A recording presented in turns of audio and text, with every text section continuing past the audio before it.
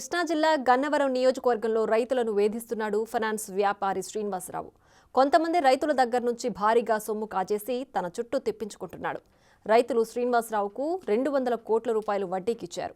అయితే అవి తిరిగి ఇవ్వకుండా రైతులను ఇబ్బంది పెడుతున్నాడు. దీంతో బాధితులు పోలీసులను ఆశ్రయించారు.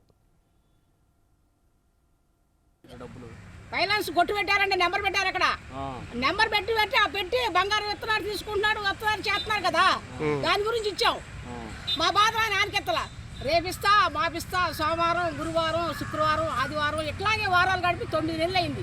ఇప్పుడు కూడా 20వ తారీఖు ఇస్తారు. నిన్న చేస్తే 20వ తారీఖు లేదు, 10వ తారీఖు లేదు, 12వ తారీఖు లేదు, 14వ తారీఖు లేదు.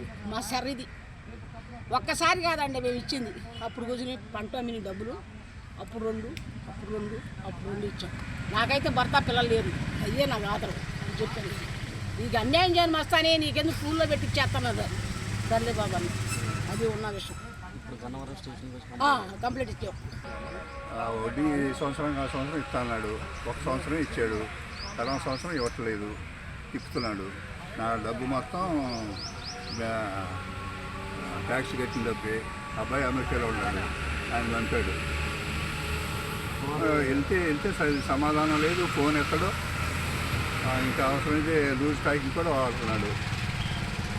నా కొడుకు ఇది చేశాడు, నా కొడుకు అది చేశాడని. అది జరిగిన విషయం. ఎంతమంది ఉన్నారండి మీరంతా? ఏం చేశారు ఇప్పుడు? గన్నవరం విషయంలో స్టేషన్కి వచ్చాం, చేయగా దగ్గరికి కంప్లైంట్ పెట్టమన్నారు. పెడతాను చెప్పండి.